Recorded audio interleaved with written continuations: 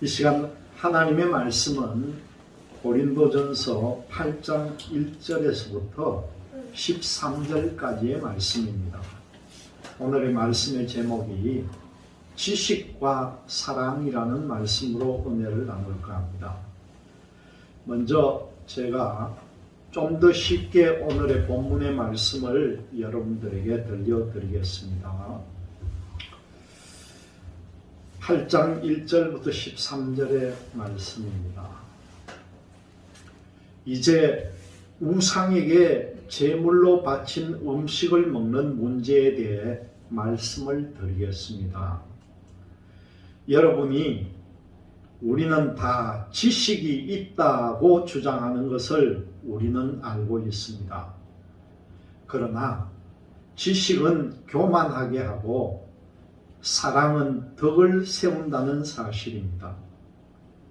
어떤 사람이 자기가 무엇인가 안다고 생각하면 그 사람은 마땅히 알아야 할 것을 아직도 모르고 있는 사람입니다. 그러나 그 사람이 하나님을 사랑하면 하나님께서도 그 사람을 알아주십니다. 이제 우상에게 제물로 바치는 음식을 먹는 문제에 대해 이야기해 봅시다. 우리는 세상에서 우상이란 아무것도 아니며 하나님은 오직 한 분뿐이라는 사실을 잘 알고 있습니다. 하늘에나 땅에나 신이라고 불리는 존재가 많이 있고 사실 많은 신이 있으며 많은 주가 있지만 우리에게는 아버지가 되시는 하나님 한 분만 계십니다. 만물이 그분에게서 나왔고 우리는 그분을 위해 살고 있습니다. 또 주 예수 그리스도도 한 분만 계십니다. 만물이 그분 때문에 창조되었고 우리도 그분 때문에 살고 있습니다. 그런데 누구나 이러한 진리를 아는 것은 아닙니다. 사람들 중에는 아직도 우상을 숭배하는 습관이 남아 있어서 우상에 바친 음식을 먹을 때 그것이 우상에 바친 음식이라고 생각하며 먹는 사람들이 있습니다. 그 사람들의 양심은 약해졌고 더럽혀졌습니다. 그러나 우리를 하나님께 가까이 나아가게 하는 것은 음식이 아닙니다. 음식을 먹지 않는다고 해서 손해되는 것도 아니고 음식을 먹는다고 해서 더 이로워지는 것도 아닙니다. 그렇지만 여러분에게 있는 자유를 행사할 때에 그것이 믿음이 약한 성도들에게 걸림돌이 되지 않도록 주의하십시오. 지식이 있다는 여러분이 우상의 신전에서 음식을 먹고 있는 것을 믿음이 약한 성도가 본다면 그가 용기를 얻어 그 사람처럼 우상의 제물로 바친 음식을 먹지 않겠습니까? 이렇게 되면 믿음이 약한 성도는 여러분의 지식 때문에 망하게 되는 것입니다. 그리스도께서는 바로 그 성도를 위하여 죽으셨습니다. 이런 식으로 여러분의 동료 성도들에게 죄를 짓고 그들의 약한 양심에 상처를 준다면 여러분들은 그리스도께 죄를 짓는 것입니다. 그러므로 내가 먹는 음식 때문에 내 동료 성도들이 걸려 넘어지게 되면 그 사람이 걸려 넘어지지 않도록 하기 위해서 나는 평생토록 고기를 먹지 않을 것입니다. 이것이 오늘 사도 바울이 전해주는 말씀입니다. 제가 쉽게 읽어주는 말씀이 바로 설교인 거예요.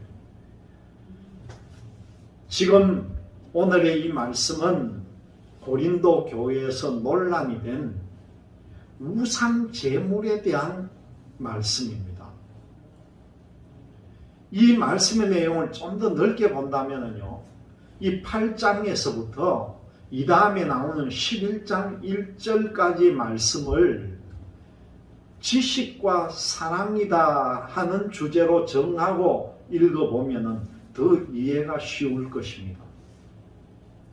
그 안에 보면은 우상 제물에 대한 부분도 있고요.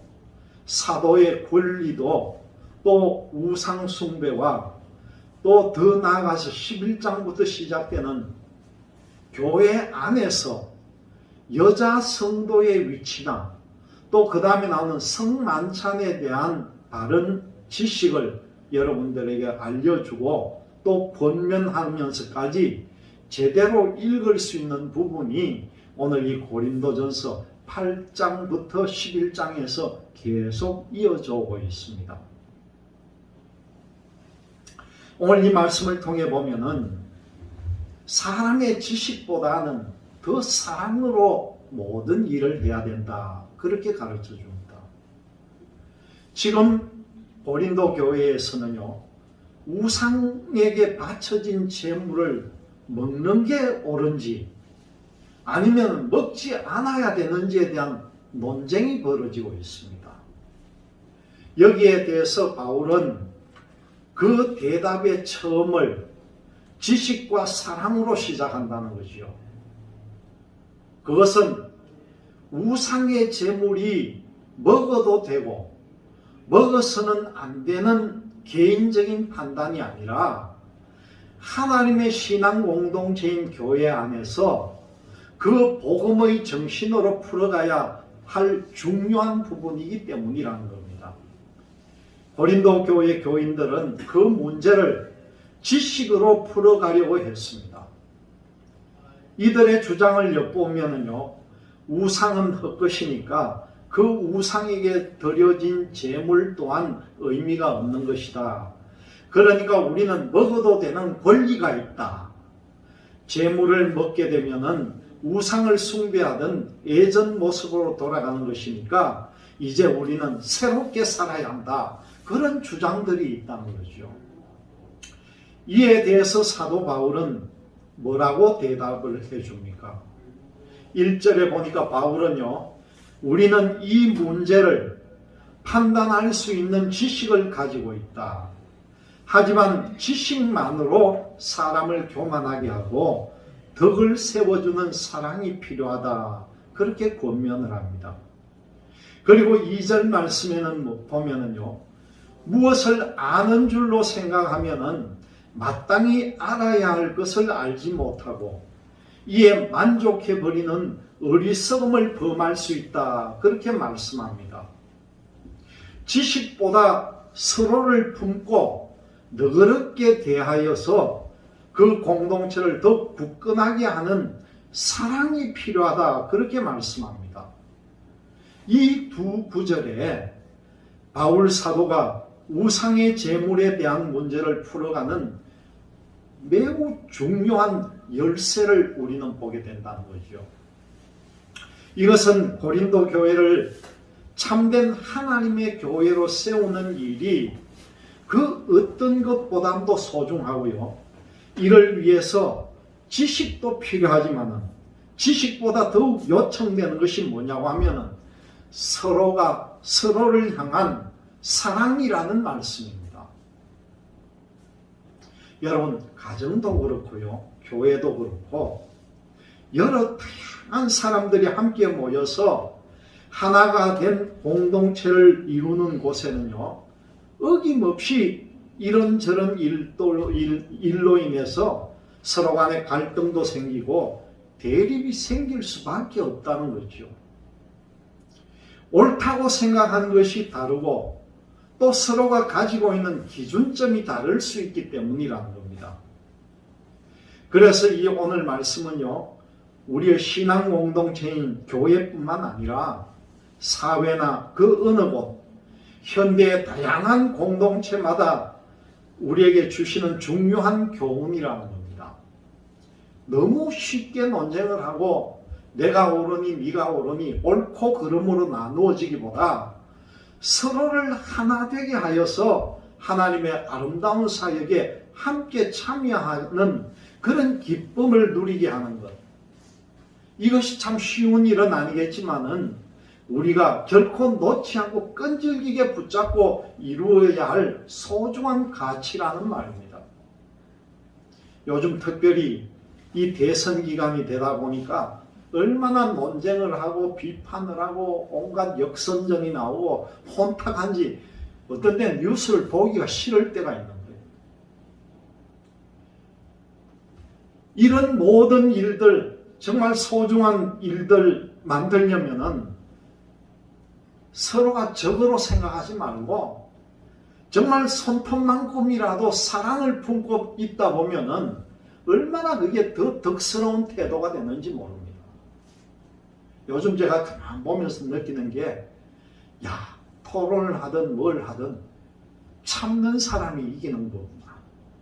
목소리를 약하게 하는 사람이 이기는 거구나. 어떤 면에서는요, 좀 바보 같은 사람이 이기는 거구나. 그렇게 우리가 생각했다는 겁니다. 여러분들 보니까 조금은 부족하고 바보 같은 사람이 나중에 더 인기를 얻는 걸 못 봤습니까? 똑똑하다고 말 잘하는 사람이 이기는 것 같아요. 그게 아니라는 거예요. 우리가 오늘 말씀 가운데 한 가지 더 생각해 볼 부분이 있는데요. 우리가 읽은 마지막 절 13절의 말씀을 한번 보세요. 그러므로 만일 음식이 내 형제를 실족해 한다면 나는 영원히 고기를 먹지 아니하여 내 형제를 실족하지 않게 하리라. 바울이 그렇게 말합니다. 한 사람이라도 나로 인해서, 내가 하는 행위로 인해서 그 사람이 실족하게 된다면은 내가 이 좋아하는 고기도 영원토록 안 먹겠다는 거예요. 이 말씀에 나오는 내 형제는 누구를 말합니까? 이건 굉장히 포괄적으로 넓은 의미의 형제입니다. 교회 안에 있는 형제이기도 하고요. 교회 밖에 있는 형제이기도 하고 사회 속에 있는 형제이기도 하다는 거예요. 지금까지 우리 한국교회는 개인적인 신앙의 그 틀을 두고 지금까지 정말 큰 부흥의 역사를 이루어 왔습니다. 사람 개개인의 신앙은 굉장히 탁월하다는 거예요. 개인 한 명 한 명을 보면은 그 사람의 신앙의 기본이라든가 능력이라든가 이런 것은 굉장히 탁월하다는 겁니다. 기도의 제목만 나와 관계된 매우 개인적인 부분들이 많았던 것이 사실이라는 겁니다. 그러나 여러분, 이 신앙이라고 하는 것은 공적인 영역입니다. 개인의 영역이 아니에요. 오늘 말씀에서 다루고 있는 이 신앙도 공적인 부분, 홀로의 신앙이 아니라 교회 공동체 안에서 함께 생활하는 사람들을 염두에 두고 하나된 공동체를 이루어가는 일을 매우 중요하게 다루고 있는 부분입니다. 우상에게 바쳐진 그 제물을 먹느냐 먹지 않느냐를 넘어서 예수 그리스도의 몸된 교회 공동체를 소중히 여기라는 그런 권면의 말씀입니다. 우리가 이 사회생활을 하면서도요, 우리하고 참 가까운 분, 지금 돌아가고 이 세상에 안 계신 분이지만은 우리 예수님도 몰랐던 그런 분입니다. 예수를 믿지 않고 돌아가신 분인데 저희들하고 너무나 가까운 관계가 되다 보니까 이분은요, 자기 집에 제사 지낼 일만 있으면 떡집에 가서 떡을 해가지고 오는데 꼭 제사 지내기 전에 따로 우리 거를 한 봉지를 따로 딱 챙겨가지고 저희들에게 갖다 주고 가는 거예요. 그래서 우리가 감사히 받으면서 아이고 고맙습니다 하면은 우리인데 뭐라고 하는지 압니까? 이거 제사 섰던 떡 아니에요. 방앗간에서 아예 딱 구분해서 온 거기 때문에 아무 염려하지 말고 드세요. 그렇게 얘기했던 거예요. 그분은 예수를 믿지 않았지만은요, 그 마음속에 벌써 예수님의 마음같이 이 바울의 마음 같은 게 들어있었던 거예요. 딱 구별을 해가지고 명절 때든 자기들 제사 지내는 날에도 그분은 떡은 항상 우리 몫이 따로 있었습니다. 참 돌아가시고 나니까 전도를 못한 게 그런 한이 되는데 그렇게 빨리 돌아가실지도 우리도 몰랐습니다. 이 서로를 주의 깊게 살피면서 나의 말과 행동으로 인해서 다른 형제의 마음이나 믿음에 또 불편함과 낙심을 하지 않을지 생각하면서 잘 판단하라고 하는 그런 권면의 말입니다. 서로의 연약함을 살피고 주님의 용서와 화해를 통해서 하나가 되고 서로 사랑하고 서로 참아주고 서로 감내하고 인내하면서 그리스도 안에서 하나가 되어서 그리스도가 그렇게 이루어진 제 모습을 세워가는 것이 바로 우리 교회라는 사실을 여러분들이 꼭 기억하시기를 바랍니다. 사도 바울은 보다 강하게 곁에 있는 형제 자매의 믿음과 삶을 살피지 않고 자신의 뜻대로 행동하는 것을 경계하고 있습니다. 그래서 뭐라고 합니까? 형제 자매에게 죄를 지어 그 약한 양심을 상하게 하는 것이 곧 그리스도에게 죄를 짓는 것이다 라고 하면서 자신은 형제를 실족하는 일이 된다면 내가 영원히 고기를 먹지 않을 것이다. 그렇게 단호하게 이야기하는 내용이 나옵니다.